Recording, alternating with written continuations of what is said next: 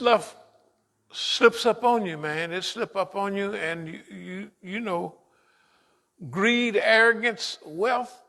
You know, like I say, it's just like a nigga winning the lottery. He won the lottery, and he the biggest thing, the smart. So if the Chinaman couldn't hardly eat 40 years ago, they ran a scheme on Boss Man, which Boss Man deserved. That's why Boss Man is mad at China, because the Chinaman is not accepting democracy and all of that stuff. Boss Man thought, you gotta remember now, Boss Man's thinking, if I give them, everybody comes to liberal democracy, if we make sure they get all of this, we're gonna make sure they get that. Chinese said, well, we'll take it, but we gotta have the transfer of technology. If we're gonna make Ford cars, we're gonna have to know how to do all this stuff, the plastics, everything. So Boss Man had transferred all the technology over there to China, and the Chinese could make whatever they want. They could put ching chang chong on it, and it's a Ford. Don't make no difference. They know how to make it. Right? You could stay here or you could go home, but we already know how to make this. And historically, anybody that's getting behind, hey man, we are gonna outrun you. They are on everything, because they flow. The Chinese believe in Confucianism and all kind of stuff that they ain't talking about. But we got to convince them that your socialism with Chinese characteristics is good for China. Now you want to help the Negro with Negro characteristics. He can't stand too many bribes. If you bribe him, he can't stand it. Because he's a nigger. He can't do nothing about it. You know, Negroes are Negroes. Africans, hey man, the white man, one thing about him, he used to leave a few crumbs for niggas. But nigger dictators, they jump out of one of them big Benzes, and a little baby fixing to put a little something in his hair, snatch it out of you. What? I don't know what, hey man. Africans are the kindest people in the world, kind, friendly. But when they go bad, which mixing Europeanism with Africanism is not working. It's not working. And you're not getting nothing but dictators. Dictator after dictator after dictator. They're not the African chief that used to live in the village with everybody. They've been doing 1,000 years. The chief never went bad. This is people. The old time, I'm the chief and these are our people. The last one that you can see that is in Botswana right now.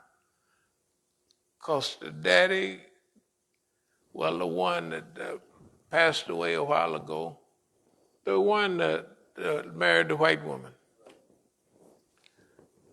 he was a chief. And even when you see the movie, he was going around looking out for the people, because that's what a chief do. And he would say, our people, we're doing this, right? He was groomed for that, and that's what he thought about it. And his son got a little bit of it, the one is light-skinned from his mama. He might have a little piece of it, but I don't know what's going on over there. They having something. But he would still have, if he even have 25%, that's a little bit. The other people, if you get people like Mandela, those are blessed people. But you get, he was for the people. But people around him are like, if you wanted to see people 10, 15 years ago starving to death, standing around them big barrels, when it's cold, you would go and look at the people that was in the bush with them, that fought with them. When I first went to Africa, if you wanted to find the Mau Maus, they was highway robbers. In Kenya, they was highway robbers. Jomo Kenyatta had turned on them. They gave their life for it. They gave their life for it. And the same thing with the brothers. Shoot, the ANC, the PAC, all of them were, when you ain't got no money, the brothers they're not bad. But when you get a lot of power and a lot of money floating around, it's been bad. It's bad business. It's not only bad, it's sad. I'm telling you, from seeing it firsthand, it's the saddest thing that you've ever run across, to see people taking things that they don't even need or they don't even have no use for. They're just taking it. And the slaughter, the wars of African on African, if you think black on black crime is here, and you get them child soldiers slaughtering people, they hook them up on cotton and all that other dope they got over there. They got dope in Africa too. You know, they got plenty of dope, I'm telling you. You just stay over there long enough and you'll be high as a kite. Okay, that is a tragedy, and China should not take advantage of it. They should remember what they talk about all the time. Their 100 years of humility, the Opium War, and everybody dividing up their country. But when you start having money, you know,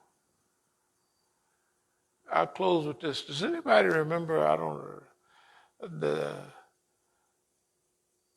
saying about the bald-headed man, what was it? It's the hadith. The leper. Right? Well, they gave, whatever it was, the blind man, yeah. The blind man's the only one that came out any good. That man, the leper, ain't you the guy that, first they get what you want? I want a valley full of sheep, and there's sheep everywhere. What you want? I want cows everywhere. What you want? Something or other. So this is a story, but it's true. You know, hey man, I remember when people used to stay away from you because you was bald-headed and everything. What? That wasn't me. I've been rich. I've been having money all my life. That's the way niggas talk to me. Nigga, I've been having money. I've been having money since day one. I ain't never been broke. And he probably don't remember. Nigga, let me tell you something now. And he got his hands like this. I've been having money since day two. You know what I mean? Da, da, da, da. Then, well, what about you? Can I get a little something? What? I'm sorry right now.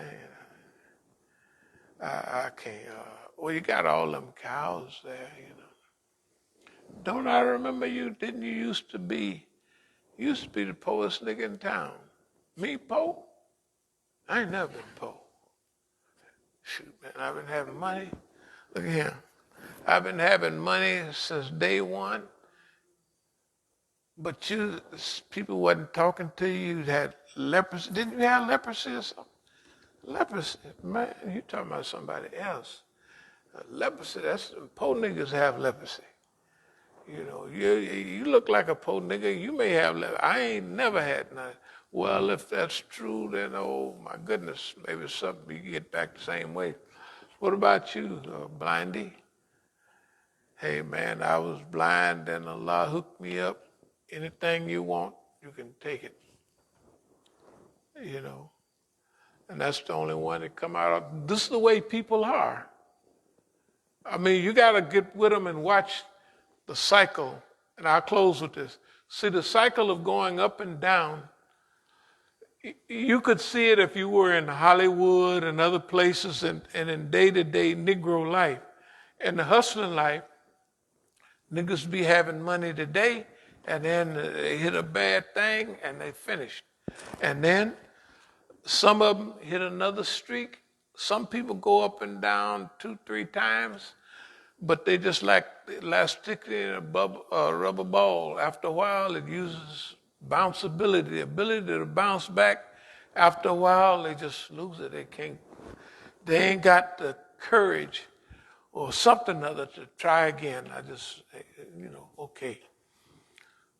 So we have to use all of those things, man, and not be too hard on the human being, because that stuff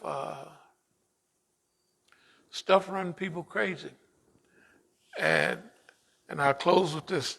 The gladdest thing I've ever been glad of is having a chance to have money in the early stages, where more money than I was going to use or needed to do anything with. I'm glad that happened, because there ain't nothing there. Money, girls. You see where I live? I live down there in the basement. I don't have nothing down there. I don't have nothing down there. And I don't want nothing down there. I wouldn't take nothing down there. Yeah. I don't have a mattress. Well, I got a few little rubber things. But the mattress was giving me a backache, and I just had it sitting on the platform anyway, so because water come in the basement, so you got to have it a little off the ground, or you don't want to be waking up like the people up in New Jersey and drowning. Anyway, dear believers, to go through that stuff and to know what it is good, because you know what it is. I don't know how it affects other people, because if they haven't,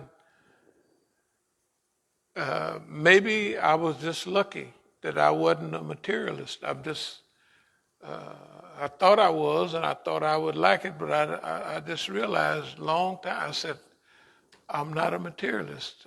I'm just not that. And I don't need that. But I got enough to where and just maybe 1.5% of the people get enough of this world, so they say, oh, that ain't nothing. Most everybody is usually trying to get something else. I'm glad to have had all that stuff. Is there any more questions or comments? Okay, akula kali hada, astaghfirullah alaihi wa lakum.